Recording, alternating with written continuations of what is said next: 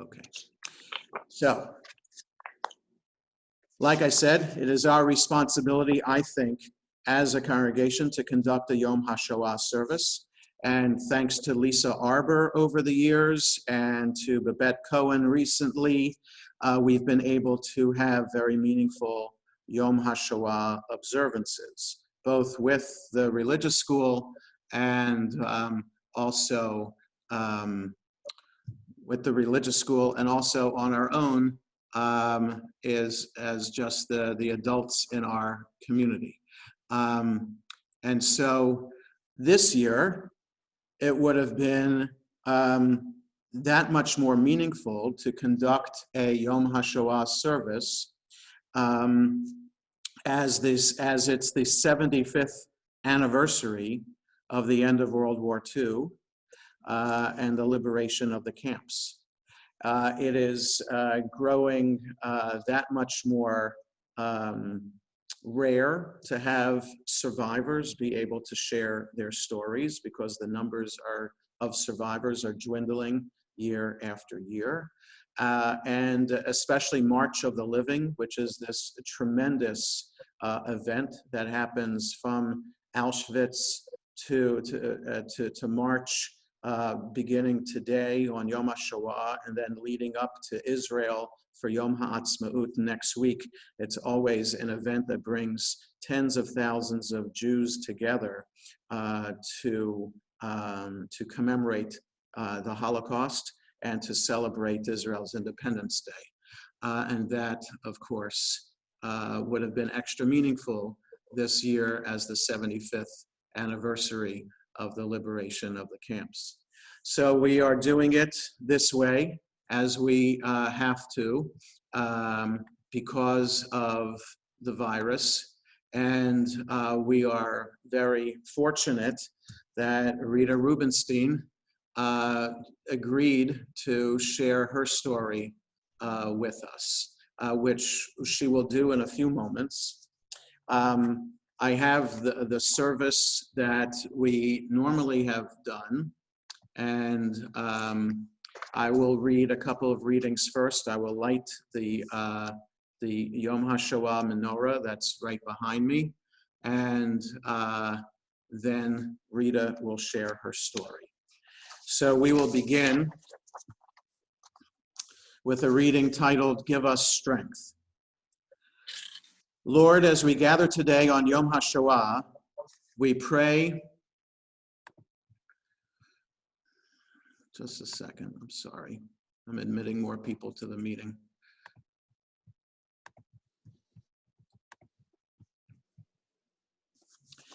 Lord, as we gather tonight on Yom HaShoah, we pray for courage and we pray for strength. For as we recall the 6 million, the innocents tortured, maimed, and murdered, we are afraid to remember, but we are even more afraid to forget. We ask for wisdom that we might mourn and yet not be consumed by hatred, that we might remember the past and yet find courage to face the future, that we might face past evil and yet not lose faith in future good. We cannot erase past suffering, but we can determine that it will not be in vain. And so we pray. For those who were given death, give us the courage to choose life. For those who stood silent, give us the strength to take a stand. For those who could only die as Jews, give us the chance as Jews to live, to teach ourselves, to raise our young, to learn from hate that we must love, to learn from evil to live for good. I'll light the candles behind me, one at a time.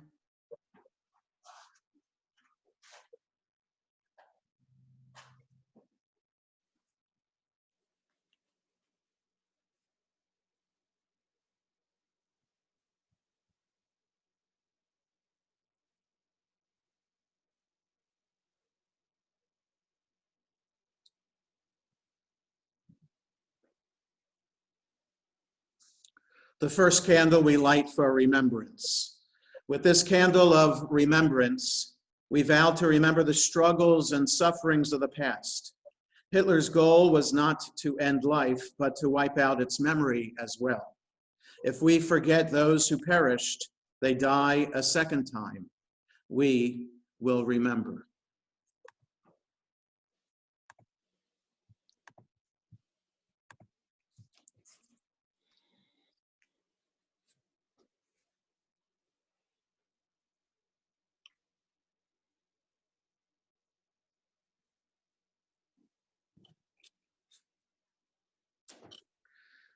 The second candle we light for life. With this candle of life, we vow to make the choice to live. As we remember the tyrants and people who would make of life a curse, so may we strive to make of it a blessing. We choose life.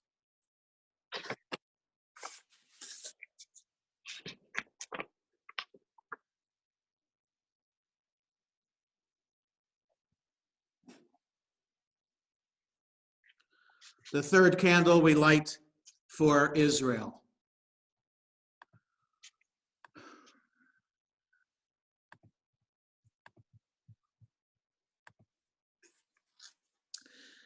With this candle, we give thanks for the land of Israel and for its message that the people of Israel lives.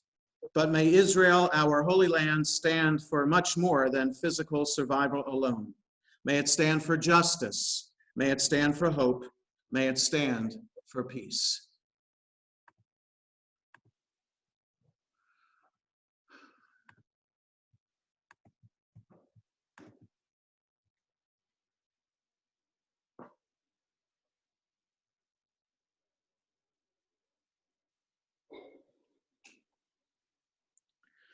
The fourth candle we light for the Torah.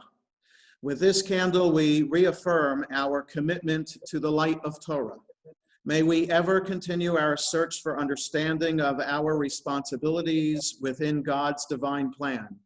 May our lives be transformed from mere existence to the realm of holy being. May our days reflect the values of our faith.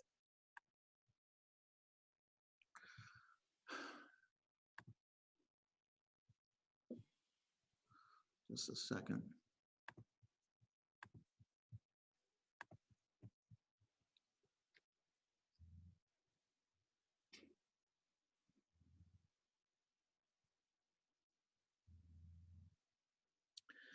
The fifth candle we light for justice. May nations be ever alert to the danger of appeasing evil. May they rather seek to protect even the least among peoples.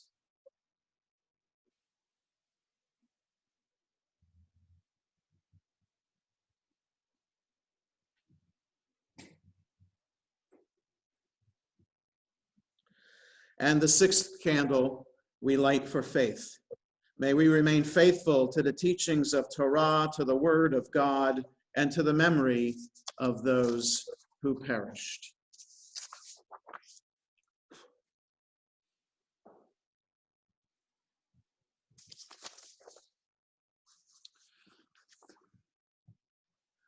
Just one more person. May I say where this menorah? Just wait, Rita, say that again. This special menorah was Yes. a gift from Simon Resnick, Oliver Shalom Zichrono Livracha. Yes. He was a survivor and he was in the partisan movement. His story was fascinating as well. So we remember him, and he remembered. I have his menorah for Hanukkah that he presented to me as well. So Simon Resnick was a member of our congregation. He made this beautiful menorah for us. He made the pushka that we used to use in the chapel on Lockwood Drive. I never met him. He passed before I joined the congregation. And yes, may his memory be a blessing. One more reading, and then I'll call on Rita. Tonight we remember 6 million of our people. 6 million Jews brutally and methodically destroyed by civilized people acting in a manner totally devoid of even the suggestion of humanity. The cruelties of Pharaoh, Haman, Nebuchadnezzar, and Titus cannot be compared with the diabolical schemes of the modern tyrants in their design to exterminate an entire people. The blood of the innocent who perished in the gas chambers of Auschwitz, Bergen-Belsen, Buchenwald, Dachau, Treblinka, and Theresienstadt cries out to God and humanity. We will never forget the burning of synagogues and houses of study, the destruction of holy books and scrolls of Torah, the sadistic torment and murder of scholars, sages, and teachers. They tortured the flesh of our brothers and sisters, but they could not crush their spirit, their faith, their love. We recall how our brothers and sisters in the Warsaw Ghetto and in Treblinka valiantly rose up and defied the monstrous adversaries.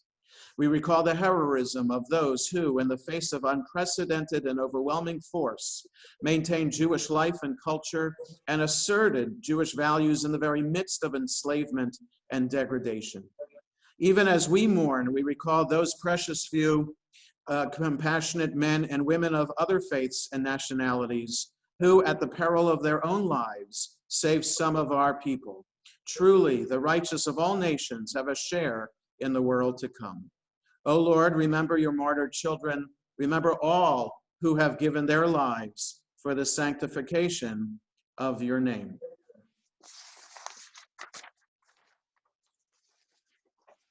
So,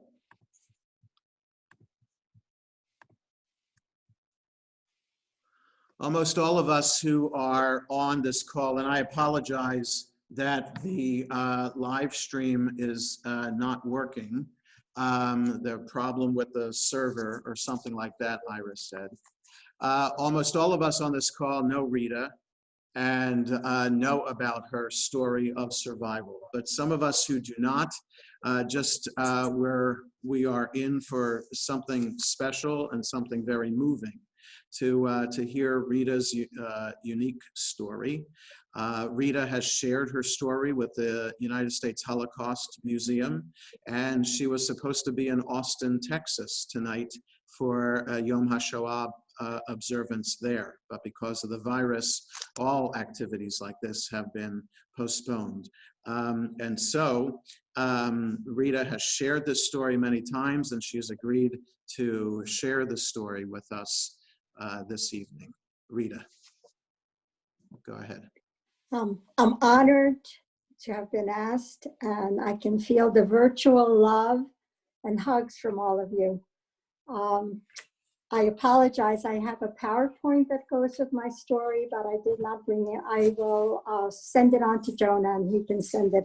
I'm one of the few survivors who does have photographs because we had family, and it'll be in my story too, why I still have photographs.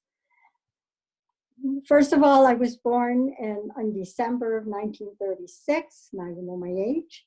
I came from a happy, loving family. I was an only child because at the time I was born, my parents, yes, we had modern amenities, had a radio, and they could hear Hitler's speeches. And so I remained an only child, a younger child that I would not have survived. I came from a small town, not too small. My grandparents lived in a smaller town near Chernovitz. And my father was one of 4 children. My mother was one of 8 children. She was the eldest, first to get married. And I was the first grandchild on my mother's side. I had an aunt that was only 7 years older than I. I remember they had an orchard. They have a dry goods store, and we would visit frequently. My grandmother did everything from scratch. They were very pious. My grandfather had a beard. My grandmother wore a sheitel. I have my parents' wedding picture. My father was one of 4 children. His mother became a widow in World War I. So she sent the 2 older children to the Golden Land, where you could find gold in the streets, the United States. The older ones were 16 and 18, and they wound up working in a sweatshop. The two younger ones, my father and his sister, who was only 18 months younger than he, they remained with her. And they established themselves. They were in a business together. They had a weaving loom, and they wove different costumes for the Ukrainians who were in that town. And they had a store as well. It was a two-family home that we shared with my father's sister, her two children, and my aunt's mother-in-law. And with us was my grandmother, Oliver Shalom Babatziro. And it's thanks to my grandmother that I was brought up in Yiddish, because the Jews who did well, who had owned businesses in Romania, they spoke German to their children, because it was Austria-Hungary when my mother was born there. And my grandmother, she said, no, I don't want my grandchild to speak, she said, Deutschmirisch. She was going to speak Yiddish. So it's thanks to her that that was my first language, and I love to speak it. As you know, I taught it. I always remember what she said to us. I was adored and spoiled, as you can imagine. All that euphoria and wonderful life. I had doll, and I had carriages. I had a nanny. My mother was in the store selling things. We also had a woman who came to wash, because we did not have the running water. We had a well, but we did have electricity. My father was a modern Orthodox. He went to shul religiously. He took me to shul. Of course, I don't remember, because I was very young. It's what my mother had told me. And some things I do remember. He was about tefillah. He loved to daven. He was the Chevra Kadisha. He was a very good person. I later met, of course, I heard the stories from his sisters and people that I met in Israel who were friends of his. What a wonderful, wonderful person he was. He loved to play chess also. He was a good neshama. And I always, because hearing all that, and I think I inherited his love for Judaism and tefillot. As you know, I love to daven and chant. Of course, at that time, women did not chant from Torah or have Torah. All that came to an end when I was 4.5 years old. First, the Russians came in, and they conscripted all the young men into the army. One of them was my dad, and he's the only one that I have the knowledge that he fought against the Germans. And unfortunately, he was killed while fighting the Germans. We found that out after the war from a friend of his, because we know exactly the yard site. So when we said goodbye to him and the train left, I was 4.5 at the time. Shortly afterwards, the Russians were with us for about a year. They send all the rich Jews to Siberia. And after that, the Romanians came back. And my aunt, one of my mother's sisters who survived with her out of 8 children, it was lucky for her, she stayed with us, and she wanted to go home to her parents, my grandparents, but she couldn't. She had worked in a bank, and that was her luck and my mother's luck too, that she had her only sister with her. They came, when the Romanians came back, and my aunt was working in a bank, they took 20 employees from that bank simply because they were Jews. They took them into the marketplace and they shot them. Their only crime was being Jewish. They wanted to show that they were there and they're strong. Of course, they fought with the Germans together. The anti-Semitism was rising. We were given restrictions. We weren't allowed to go out. The store was not allowed to be open. Then Anita came out, and in order, they said, all the Jews have to meet in a meeting place of the huge hall within 24 hours, and you have to pack your bags. Only whatever you can take along with you, you're allowed to bring, but you have to leave everything else behind. Well, what do you take? And what do I remember as a 4.5-year-old? But I do remember my mother bundling me up in layers of clothing with a knapsack on my back. They took along bedding. My mother took along my father's suits and his talit. And that is another story. It's unbelievable that talit went through the war. As you know, in Europe and still in some Orthodox circles today, when my parents became engaged, my grandparents presented my father with the talit when he became a chatan. And I still have that talit. And some of you know that Nathan Oliver Shalom used to wear it on Yom Kippur and Rosh Hashanah. And when women were counted in the minyan, I started wearing a talit. I too wear it on Yom Kippur. And it's been present at every one of my grandchildren's b'nai mitzvah. The museum wanted it, but I said, no, this is an heirloom. This is something, it's the only thing I have left of my father. When I wear it, I feel him very close to my heart. Well, when we left also, my grandmother, Oliver Shalom, she had some paper money that she sewed into her undergarments. And I was wondering, why are you doing that, Grandma? She said, we never know. It might save our lives. It did in one instant. And we were in a gathering place, and we were supposed to have been sent to a death camp, which was Pretoria. But somehow my uncle, he was not conscripted into the army. He found out from people that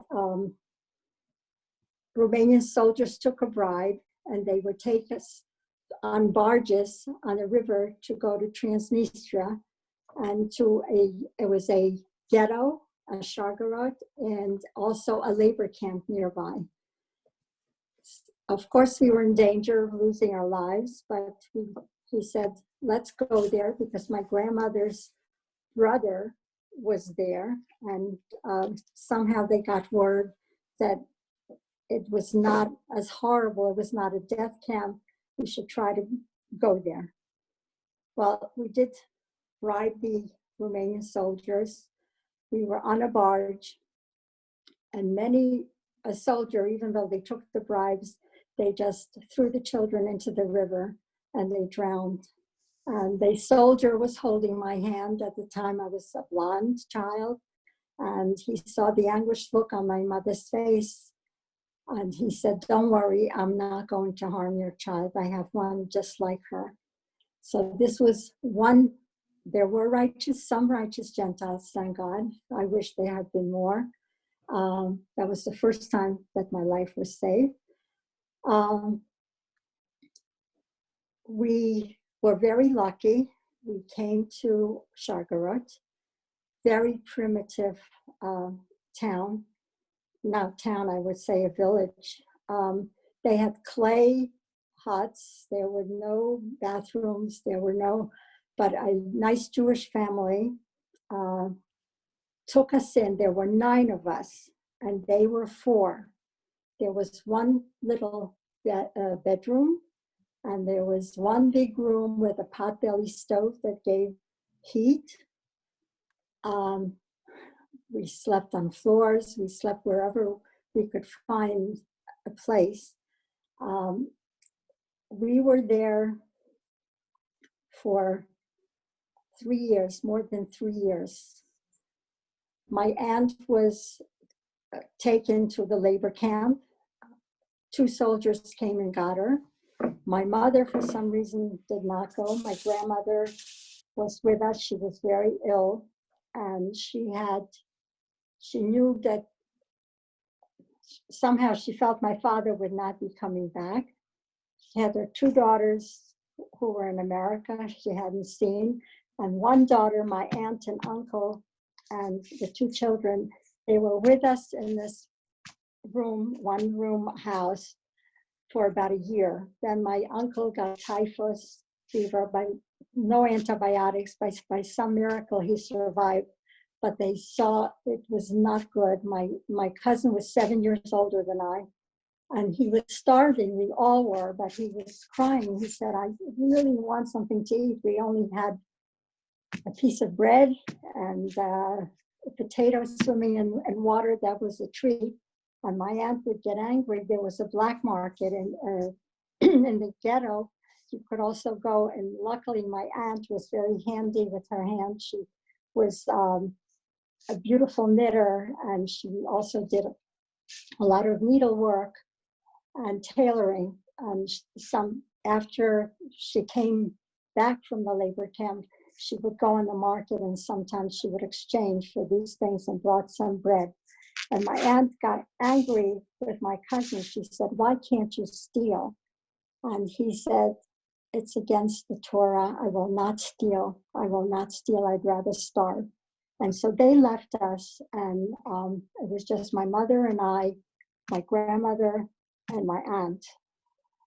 At that point, my grandmother had tachrichim made for her. I didn't know what they were. I was only 5 years old, 6 years old.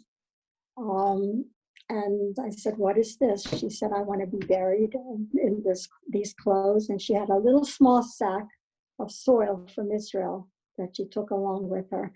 And she said, you're my only grandchild here. So when I die, I want you to light the candles. I was very close to my bubby.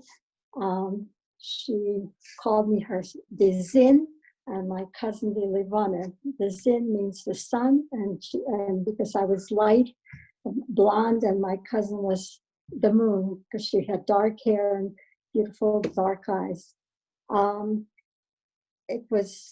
She did die. It was a horrible experience, very traumatic for me, especially, and she's the only one of my grandparents who has a gravesite, because they had the burial society come to that room where we all slept.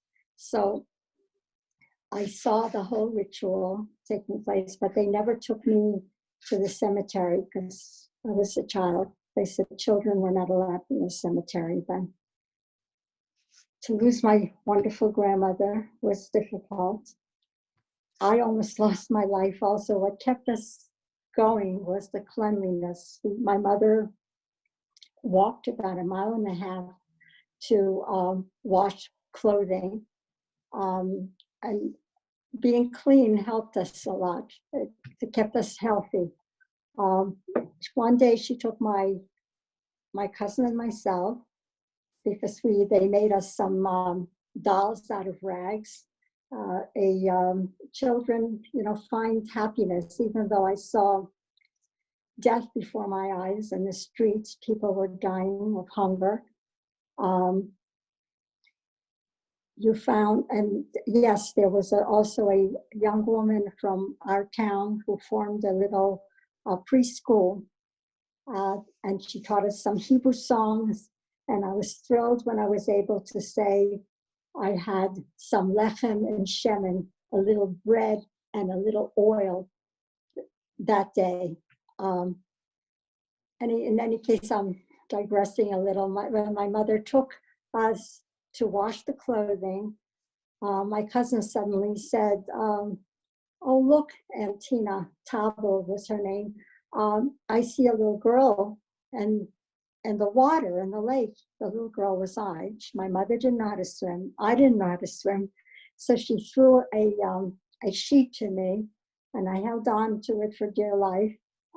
She saved me from there, but I couldn't speak. It was such a traumatic experience for me that I didn't speak about 3 or 4 days. And we had I guess you call it, instead of a wicked witch, a good witch, like in the Wizard of Oz.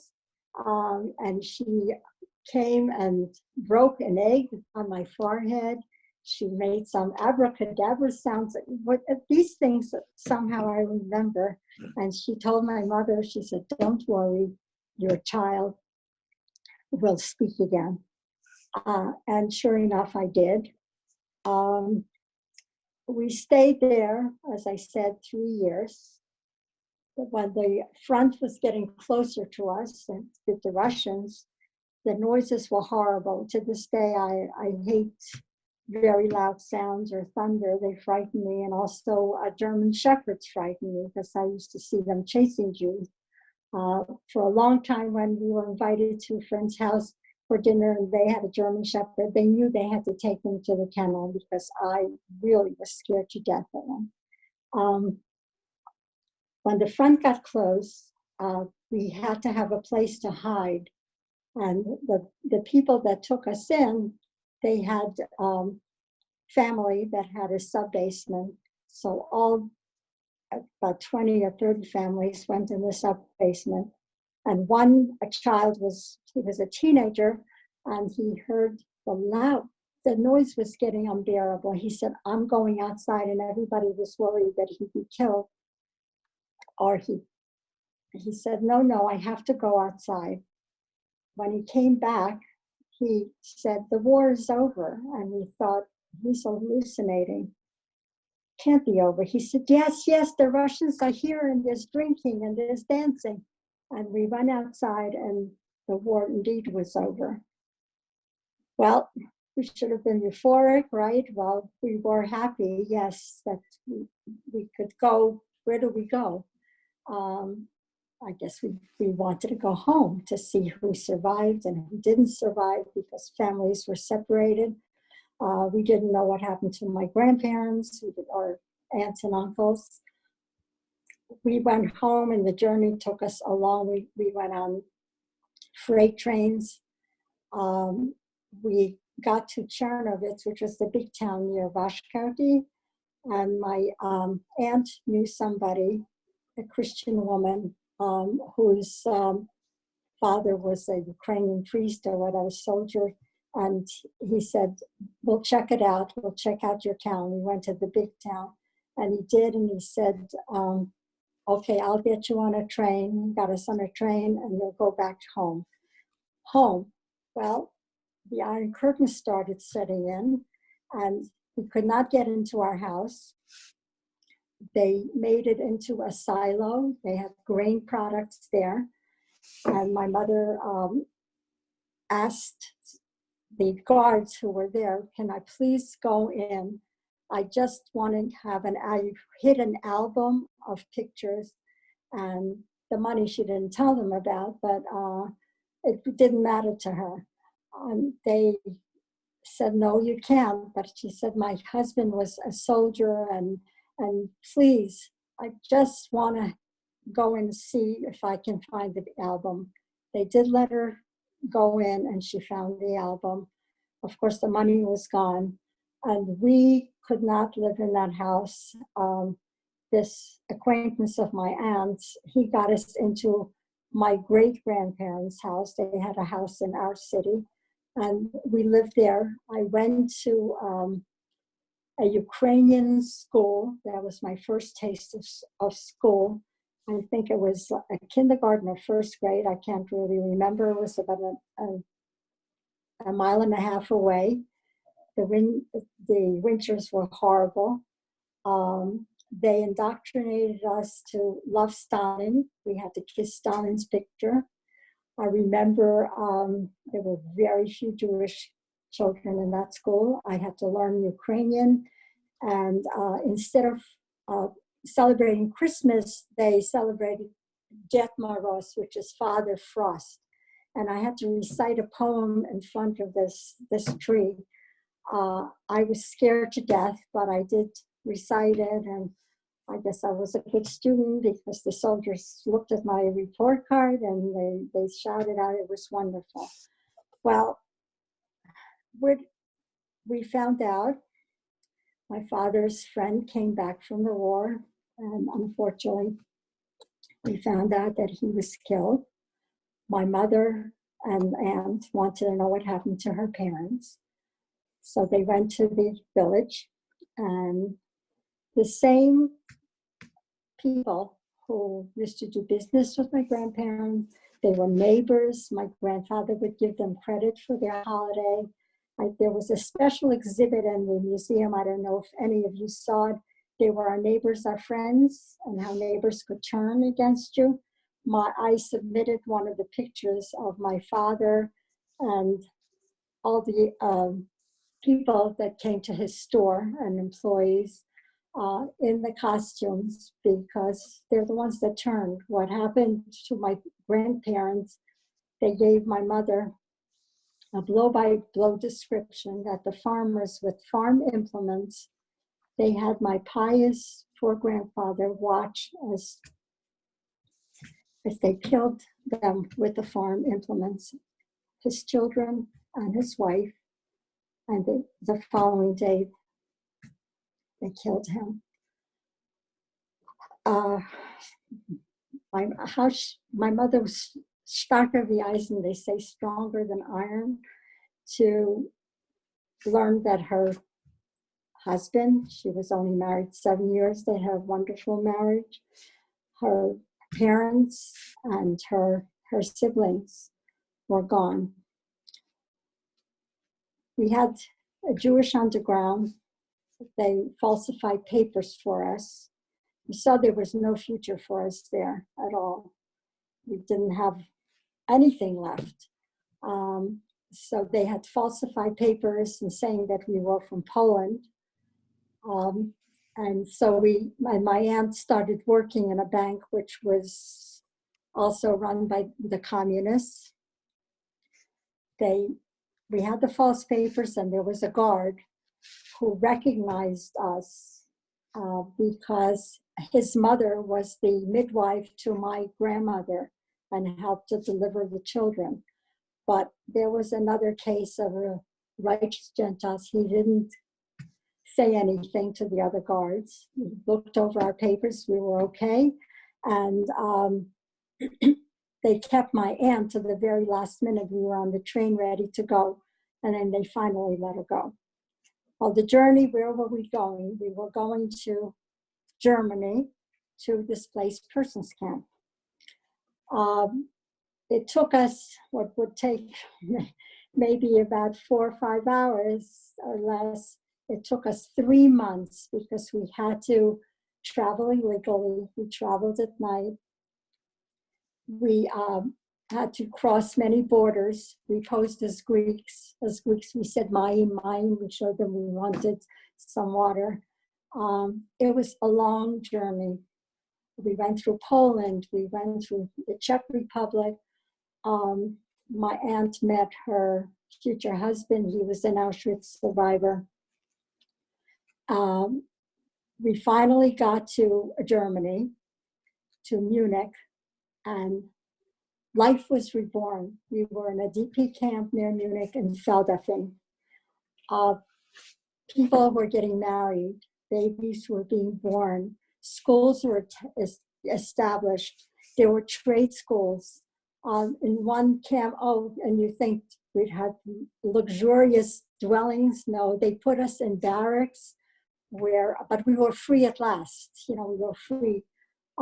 Barracks where the German SS used to be trained. We had a room and a little kitchenette. They gave us canned goods, which we never saw before, Spam of all things, and we were kosher. So my mother, we married there, and my stepfather would take them, the canned goods and tuna fish. We never saw tuna fish in camp. And he would exchange it for chickens and some food. And there we were so happy to be in schools. I got involved in singing, and then President Eisenhower, he wasn't president, General Eisenhower came to visit our camp, and my friend played piano for him. But many of us, as a result of the horrible nourishment that we had during the war, came down with tuberculosis. And I was diagnosed with tuberculosis and was sent away. I was in a sanitarium for 9 months. My mother left me with many children there, but when she came, I was 9 at the time. I was only able to see my mom once a week. She had to take a train.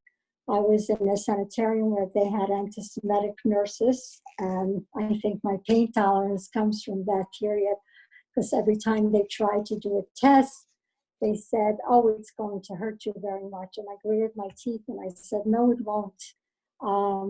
So for a long time, I didn't want any Novocaine shots or anything.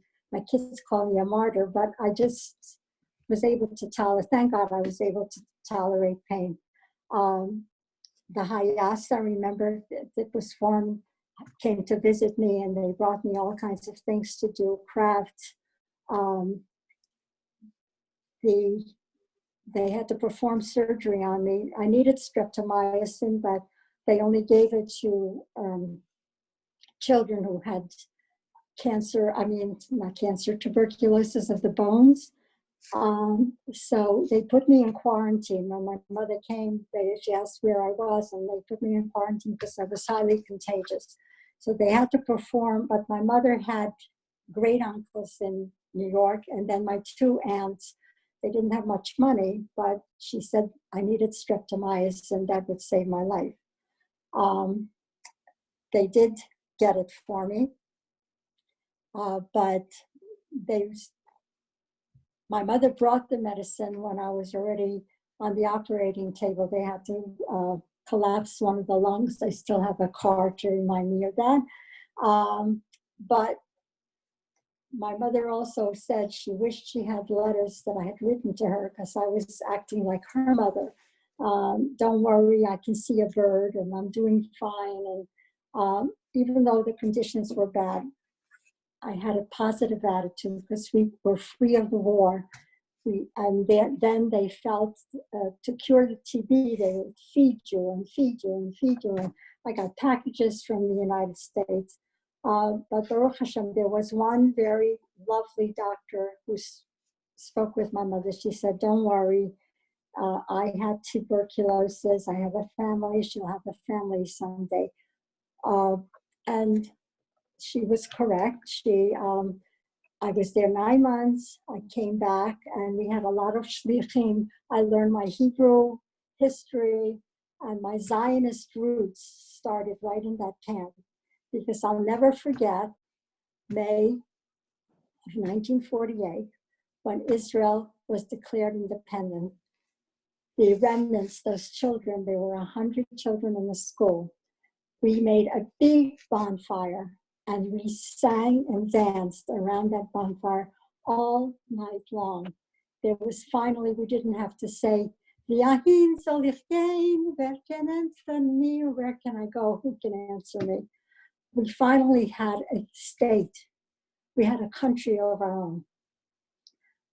I told my mother I wanted to go to Israel. She said, "You're my only child." Her sister, which was on a quota system, she came to the United States. She didn't even see me in the sanitarium in 47. We did not come. We were in camp from 46 to 49. I formed wonderful friendships there. There were children who survived in hiding. They only spoke Polish. They didn't speak Yiddish. So I learned a new language. But it was a wonderful time for me. We had different trips. We used to steal apples from the orchards. We went to the forest with strawberries. The world opened up to us. And hearing about Israel and learning the history about Theodor Herzl and Trumpeldor. I remember all the Hagim that we, and the plays that we put on. I have pictures of myself in Purim costumes. I did find a friend from DP camp here. We're still friends, so we've known each other since we were 9 years old. I was on stage. I loved to sing and to dance. And while I was on stage, my mother said there was a woman sitting next to her, because I love to sing from an early age on. And she said, I wonder if this little girl's mother survived. And my mother said, I am her mother. She said, you're so lucky. And she started crying because she lost a child just like that. So there were many stories like that. And I wanted to tell my mother, I threatened her. She said, I want to go on the Exodus. She said, no, you can't. You're only a half an orphan. You're the only thing I have. We're going to go to the United States. I'm not sorry, but I'm just telling you how I felt at the time. And there is a special feeling that I have for Israel. I'm very grateful to the United States, but we have a country. We can hold our head up high. We fought very hard for that country. Immigration, okay, when we were scared that I wouldn't pass the health exams. There was no Ellis Island then, but they gave us exams before we boarded the ship. It was not a cruise ship, believe me. It was an army transport, and they had bunk beds. And in fact, there was a coincidence. I went on the General Hahn, and that's the boat when Nathan was only 16. He was drafted into the U.S. Army because he was written 4 years older. He was on the same boat to go to Germany, but shared. But my mother and I were very ill on that journey. I'll never forget that. And the only time we were able to go up on deck was when we were reaching the New York harbor. I can't tell you the euphoric feeling I felt when I saw that Statue of Liberty. It was like free at last. I can practice my own religion, and the possibilities were unbelievable. And I was able to see my family that I never met, my father's sister. But it was very hard. That time they didn't have bilingual education. It was sink or swim. They put me to a class where they gave French. And I like to tell the story. When I was in high school, the principal called me in. I said, well, why are you calling me in? He said, I never saw a child improve so much in the IQ. I said, listen, you gave a greenhorn an IQ test. It was a wonder that I knew a shoemaker from a tailor. And of course I improved. I was a very good student, and thank God we didn't have a penny to our name. We were qualified for welfare, but it was a shanda to take welfare. And my mother went to work. My stepfather was a house painter. Without a scholarship, I wouldn't have made it to Brooklyn College. It was a success story. I thought people were rich because in the beginning, when we came in 1949, September of 49, housing was very hard to get, apartments. And I lived in Midwood with my aunt, and she had a baby then. In a one bedroom, the three of us came, and in about 3-4 months, nobody spoke Yiddish then. I didn't open my mouth for about 3 months until I could speak English. We moved to a neighborhood where there were Americans who spoke Yiddish. It was a Mahaya, but I learned English. And at that time, I said to my mother, we're in America, we have to speak only English. I was ashamed of the Yiddish. It was a wonderful experience. I was able to go to Brooklyn College, as I said, on a scholarship. We didn't pay a penny except for our books. I met Nathan, lucky enough, and he was a survivor as well. We had a wonderful marriage, and unfortunately, he died too soon. And my revenge to Hitler, where Hitler wanted to wipe us all out. Our only crime was being Jewish, but he did succeed. My revenge to him is that we had raised a beautiful family, 3 wonderful daughters, and 8 grandchildren. That's my nakama to him. He wanted to get rid of all of us. My message usually, we must remember, and I tell tell the students that how lucky they are to live in a free country that's open to immigrants. I'm very much for immigration. Of course, it should be legal, yes, and we shouldn't let, but the possibilities, and this is a land of immigrants. And look at Israel. We have people from all over the world. We should give them opportunities. They're hard workers. We worked our way up. We were the first ones in the family to own a car, to own a house. Our parents were so proud of us. Never heard of the plastic cards or anything. So the United States did open up its doors to us. Of course, they could have opened them sooner. In St. Louis, there's a special exhibit. If you haven't seen it at the museum, you should go see it. The Americans and what they didn't do in World War II. Because Roosevelt, he was revered by many, but he really could have done more. And the Jewish community, I'm glad that's why I became very active when we had the marches for the Russian Jews and helping others. It makes me feel good. I want to give back to what I was given. And I hope I'll be able to continue. I thank God, that we survived, one of the darkest really periods in history. I'm grateful to the US for opening its doors to us. And it is, I tell the kids, but we have the freedom to criticize. I think it's the greatest country in the world. We should appreciate the freedoms that we have in this country and opportunities. I'm proud to be an American citizen. I'm very patriotic. And I thank our men and women in the military for the sacrifices they have made in protecting our freedom. I think we should remember the past and find courage in the future. And we don't want our past to be our children's future. We should never stand silent, do the right thing, always speak out when you witness bullying, prejudice, and help those in need. Always take a stand. If you help one soul, then you help it's like helping the world. You have to save a soul. You save a person's life. It's like you save the world. I'm also grateful to those righteous Gentiles, and we honored them in Yad Vashem.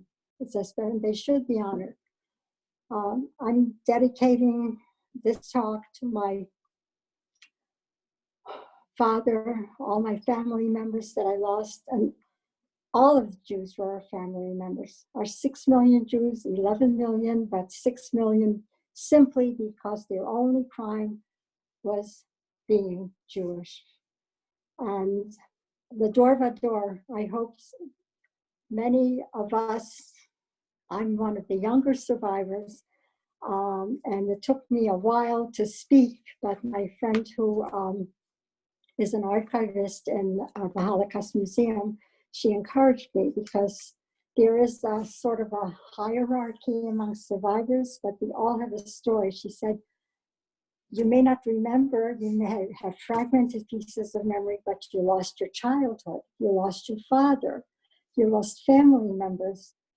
Everyone has a different story, and you know how to deal with losses. So I see it's important. It's hard for me to keep on relating. I don't sleep too well before or after, and I always say, oh, I should have said this and I should have said that. But it's very important to pass our stories on because there are unfortunately a lot of Holocaust deniers who have written books about it. You can tell your children, the younger ones, and great grandchildren. I know my children know my story and they'll pass it on. And I hope that no child will ever go hungry and that none of your children, grandchildren, great-grandchildren will know war, loss and war, their heart war and hunger and loss of families. I hope we enjoy Shalom in Israel shalom all over the world. Please speak up against bullying, prejudice of any sort. And I am blessed to have a good family and to have my family of Shari Tefillah. I have a wonderful rabbi, and I'm also very happy that I'm given the opportunity to daven. And I was counted in the minyan just in time when, unfortunately, Nathan died and my kids were able to say Kaddish. I'm grateful to Rabbi Lehman for that too. Rita. So thank you for giving me the opportunity. Oh, absolutely. I hope you go home and light a candle. And I don't know if you noticed that I'm always standing up for Kaddish because I'm standing up for those who have no one left to stand up for them, for the 6 million. And I do want to share, some of you have not seen my talit. I call it my talit. It's my father's beautiful talit. There's that traditional old style with the silver atara, the neck. That is, yes. Yes, it's beautiful with the black stripes on it too. It's a big talis. And German silver. German silver. It's just remarkable that you were able to, that was able to survive your experience with you, the 3 months that it took to get to the DP camp, and then the boat ride to America, through Brooklyn to Silver Spring. It's just amazing, the story of that talit. And it's, Rita, I can't thank you enough for sharing your story with us. No matter how many times you tell the story, I know that it's difficult to do. And we sincerely appreciate you doing that for us. You should know that at least one of your daughters was on this call, and I think 2 of your grandchildren were on this call as well. So I'm sure they've heard this story several times before too, but you have the support not just of your physical family, but your greater Shari Tefillah family too. And really, really, thank you so much for, and you know, the message that you shared with us at the end, that it's really incredible that people who are survivors, you know, they could give up and just, you know, just walk away and live their own life and not be involved in anything because of the traumatic experience. But most of the time, like you, the survivors say, we have to stand up against evil.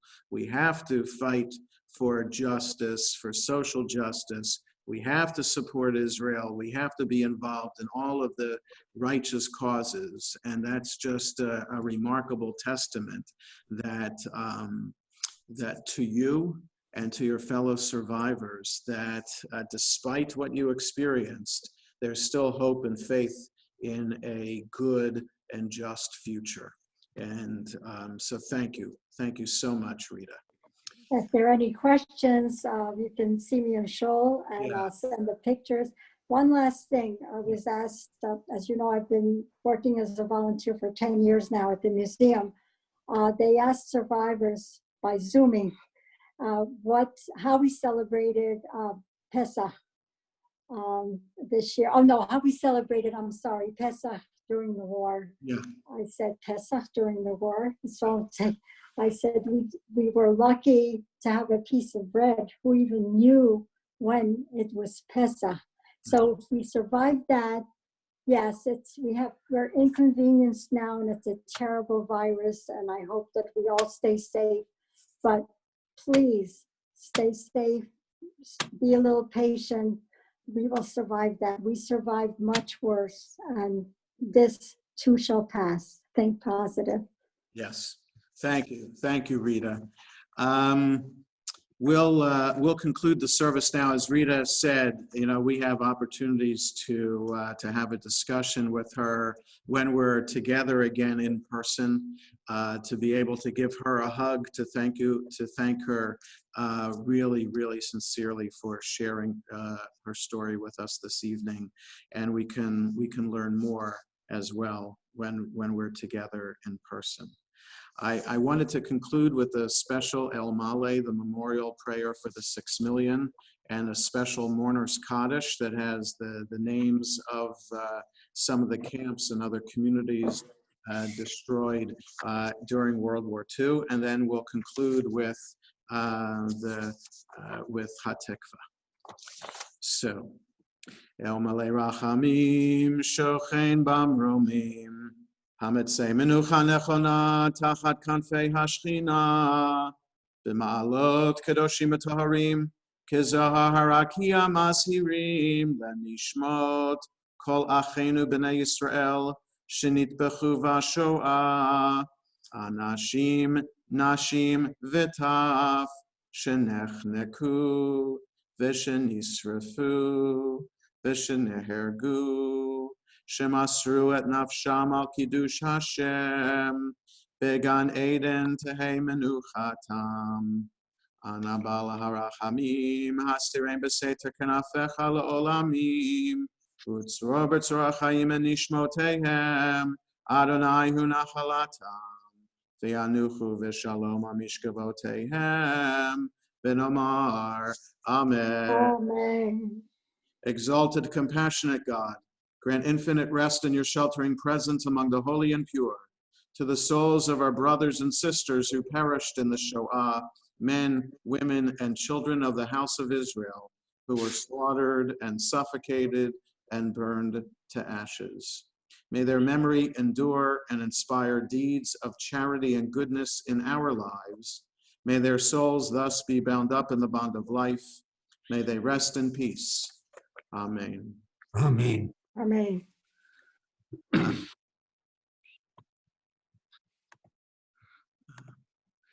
We want to just, the special Kaddish for, like I said, in that includes names of camps and towns. Yit Gadal, Lodz, V'yit Kadash, Gurs, Shemei Rabbah, Warsaw, Be'alma, Divra, Chirute, Bogdanovka,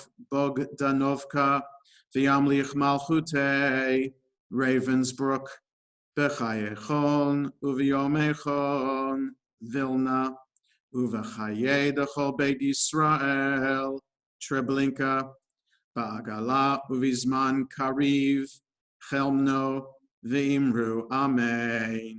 Yehei Shmei Rabba Mevorach, Leolam Olmei Olmaya, Yitbarach, V'yishtabach, Belzek, V'yitpa'ar, V'yitramam, Buchenwald, V'yitnaseh, V'yitadar, Sobibor, V'yitalev, V'yitalal, Maidanek, Shemei Dekudesha, Berichu, Malthausen, Le'ela, Babiyar, Mikol Birchata, V'shirata, Bergen-Belsen, Tushberchata, V'nechemata, Dachau, Da'amiran Be'alma, Auschwitz, V'imru, Amen. Yehei Shloma Rabba Min Shemaya, V'chaim Aleinu V'al Kol Yisrael, V'imru, Amen. Oseh Shalom B'imromav, V'yaseh Shalom, Aleinu V'al Kol Yisrael, V'imru, Amen. I'm going to unmute everyone so that we can sing HaTikva. Can I just do a poem?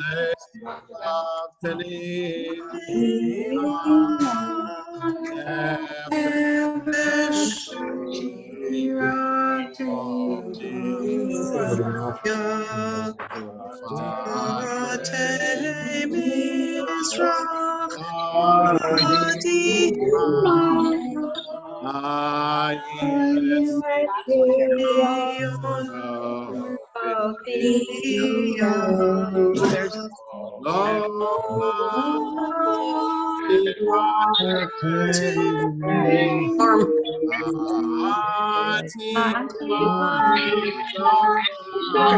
she was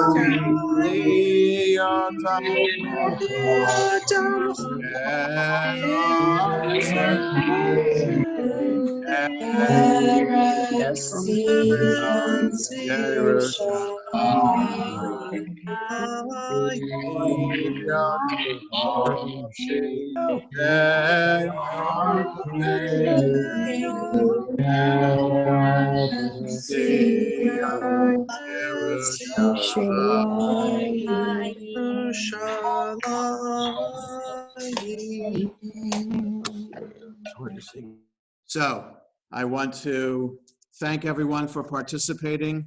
Thank you for your patience and understanding that the live stream wasn't working tonight and that you found us by Zoom. But thank you most of all to Rita for sharing her very moving story with. Can I Yes, can go I ahead. add just a short poem Yes, that go ahead. was found on a cell wall in concentration camp? Yeah. I believe in the sun, even when it is not shining. I believe in love, even when I cannot feel it. I believe in God, even when he is silent. Amen. Amen. Let us have that firmness of faith and belief as well. May the memory of the 6 million continue to inspire us to lead lives of righteousness and goodness. Have a good evening, everyone, and thank you for joining us. Thank you. Stay safe.